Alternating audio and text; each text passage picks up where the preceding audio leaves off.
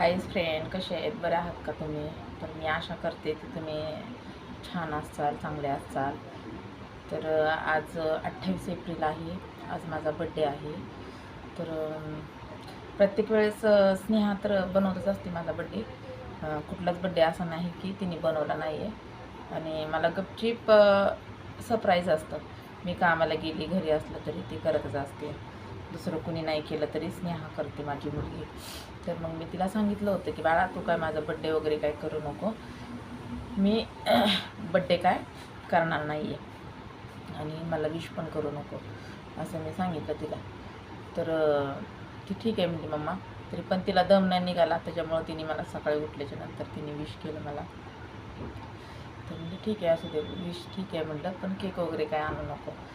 तर म्हणजे ठीक आहे. तर मी आज माझ्या भावाला इतकं मिस करते ना, तर खूप मिस करते. तर मी गावाला जायची ना, तर माझा बड्डे, माझं दोन्ही भाऊ आणि आत्ता एक्सपायर झालेला भाऊ इतकं छान पद्धतीने बड्डे माझा बनवायचा ना, की छोटे छोटे साऊंड असतात, ते छोटे छोटे साऊंड लावून बहिणींना बोलवून आम्ही डान्स वगैरे करायचो, बहीण भाऊ. केक आणायचो मी, जेवण वगैरे, बिर्याणी, कुठं चिकन भाजी, हे सगळं काय करायची मी. तर छान वाटायचं त्या टायमिंगला, कारण की आमच्या घरात कुणाचा बड्डे नव्हता झालेला पहिल्यापासूनच. म्हणजे आमच्या आईच्या घरात नव्हता झालेला. आता प्रत्येकाच्या घरात कसं नवऱ्याच्या घरी त्यांच्या मुलांचे वगैरे होत होते आणि त्यांचे पण करत असतील, मला काय माहीत नाही आहे, माझ्या बहिणींचे पण बड्डे काय होत नव्हता. तर मग ती माझा बड्डे करायची. मग ती नवल वाटायचं सगळ्यालाच, नाही का, बड्डे म्हणजे हे. तर मग त्यावेळेस इतकं छान वाटायचं ना, माझे दोन्ही भाऊ नाचायचे, मी नाचायचे, इतका एन्जॉय. माझ्या भावांची लग्न नव्हती, काय नाही, आणि खूप छान होतं. आणि माझ्या छोट्या भावाचं इतकं प्रेम ना बहिणींवरती, खूपच. बहिणींवरती बी, आईबापावरती बी, सगळ्यावरच, दोन्ही पण भावाचं आणि बहिणींचं पण. पण त्या भावाचं लईच प्रेम होतं, छोट्या भावांचं बहिणींवरती खूपच प्रेम होतं. कारण की मला माहीत आहे आणि सगळ्या बहिणींना माहिती आहे की त्याचा जीव लई आमच्यावर होता. पण कसं लगीन झाल्याच्या नंतर जरा थोडं चेंज होतं माणूस, आणि तो चेंज झाला, थोडं बहिणीपासून लांब गेला. पण मी आज माझ्या भावाला इतकं मिस करते ना, तर खूपच मिस करते.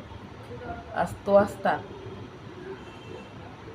तर मी ह्यावेळी जयंतीला जाणार होती. आणि आमची इथं जयंती कशी असते माहिती आहे का, की शेवटच्या शुक्रवारची असते. या एप्रिल महिन्यात शेवटच्या शुक्रवारची जयंती असते आणि त्याच्यानंतरच माझा बड्डे असतो, त्याच्यानंतरच येतो कधी पण.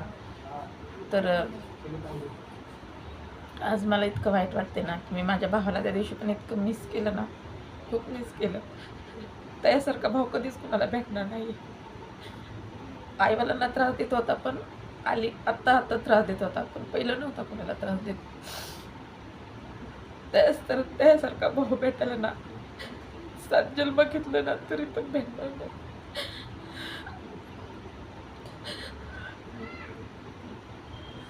आई बापा कधी उभा नव्हती राहत की मुलींचं तिथं काय झालं तर, पण भाऊ उभा राहत होता. भाऊ म्हणायचं, जोपर्यंत मी आहे तोपर्यंत तुम्ही अजिबात घाबरायचं नाही. मी आज त्याला एवढं मिस करते ना, माझ्या भावाला खूप मिस करते.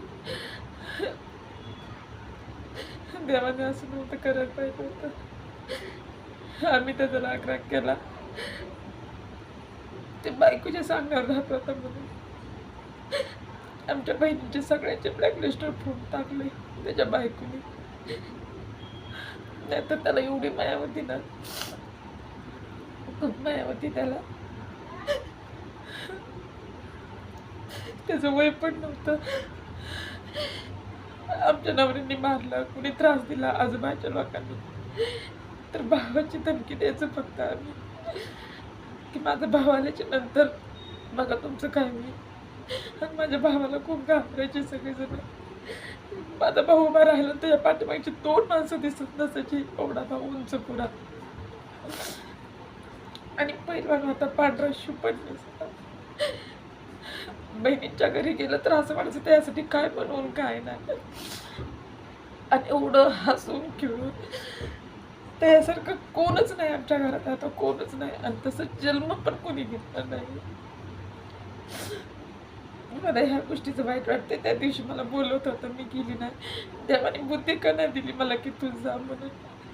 माझ्यापेक्षा छोटी बहीण आहे, त्यासाठी म्हणत होता, रेखा आपण असं करायचं का, ह्या तिघींनी माझा लय तिरस्कार केलेला आहे. ह्यांची संगती मी भांडलोय तणलोय म्हणून. तर मी मेलोय म्हणून सांग. तर माझी बहीण म्हणते मी असं नाही सांगणार, सगळे घाबरून येतील ती, मग उद्या कधी कमी जास्त झालं तर मग मी काय सांगणार आहे. त्यामुळं म्हणजे ते मरायच्या अगोदर 2 दिवस पहिला तसं बोलत होता, 1 दिवस पहिलं. उद्या त्याचं उद्या मरण आहे तो आज बोलत होता ह्या तिघीला पण सांग की मी मेलोय म्हणून. बघ ती कशी एका तासात सगळ्या उभा राहतात. पण माझी बहीण बारकी म्हणली नाही मी असं नाही बोलणार. माझी बारकी बहीण तिथं आली त्याला त्याच्याकडं, त्यांनी बोललं होतं मी आजारी आहे म्हणून ती आली होती. तिने सगळ्याला फोन केला पण आम्हाला कधी विश्वास नाही आला की तो एवढा आजारी आहे. म्हणजे आजारी नव्हतंच तो, फक्त त्याच्या पायाला दुःख होतं थोडंसं. तर भैया मी खरंच तुला लय मिस करते रे, खूप मिस करते. आई बापाच्या जागेला तू होता रे, कुठल्या पण संसारात होता. पण आम्हाला असं थोडं बी काय झालं की लगेच माझं मी येतो, मी करतो. मेहुण्याने थोडा त्रास दिला की ती लगेच तिथं उभा राहायचा वाघासारखा. सगळं मेहुण्याला त्याने मारले, माझ्या बहिणीला त्रास द्यायचा नाहीये म्हणून ती आमचा नाही का भाऊ नव्हता तर ती आमच्यासाठी देव पण होता, भाऊ पण होता, आई बाप पण होता. सगळ्याची कामं तो करायचा. आमचा पाठिंबा लय मोठा होता. पण आम्ही आता उघडं बोललो की असं वाटतं कोणीच नाही आता, आम्ही एकटे आता पडले. आता आम्हाला कुणी बी काही बोललं, नवऱ्याने आणलं मारलं, कुणी बी काय केलं तरी आम्ही काय करू शकत नाही. आमचा भागच गेला. अख्खं गाव त्याला घाबरायचं, अख्खं गाव. आणि ज्या मुलीच्या घरी जाईल ना त्याच्या इकडे पण लोक घाबरायचे. एवढा भारी होता. एक क्षण असा होता की मी रस्त्याला आंबे घेतले होते, आंब्याच्या दिवसात तो आला होता आणि त्या माणसाच्या लक्षात नव्हतं की मी आंबे घेतलेले पैसे दिले. तर तो म्हटलं तुम्ही पैसे नाही दिले. तर मी घरी आले आणि म्हटलं अरे भैया तो असं असं म्हणतोय. तो म्हटला चल ती सगळं घेऊन, आंबे वगैरे सगळं घेऊन चल. आणि तिथं म्हटला तू त्याच्या कानाखाली मारती का मग मी मारू त्याला, मी मारलं तर लय बेकार होईल म्हटला. मग मी थोडं साडू मारणार नाही, लय मारेन, पण त्याला आठवण करून दे की तू कधी पैसे दिले म्हणून. तर मी घाबरून त्याच्या कानाखाली बोलले होते त्या माणसाच्या. म्हटलं पैसे देऊन पण तू नाही म्हणतो माझी बहीण असं कधी करणार नाही. आणि मी असं नव्हतं केलं, मी त्या आंब्यावाल्याला पैसे दिले होते. तर माझा भाऊ, मी त्याला घाबरून त्या माणसाच्या कानाखाली बोलली आणि त्या माणसाने त्याला बघूनच तो माणूस गप्प झालता. इतकं म्हणजे त्याचा दरार होता. ते आमच्यासाठी देव पण आणि भाव पण होता. त्याच्यामुळं मी ह्या वर्षात कुठलेच सण मी साजरे नाही करणार. ह्या वर्षात नाही तर मी कधीच माझ्या लाईफमध्ये मी कुठलेच सण साजरे नाही करणार. कारण की देवाने माझा एवढा मोठा भाव नेलेला आहे. दुसऱ्यांनी सगळ्यांनी करू द्या पण मी करणार नाही. कुठलेच सण मी साजरे नाही करणार माझ्या भावाविना. तो नाही ना तर मी नाही सण कुठले साजरे करणार.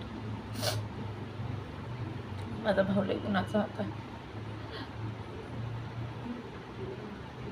चला फ्रेंड्स, व्हिडिओ खूप मोठा होता आहे तर मी इथंच थांबवते व्हिडिओ. चला बाय.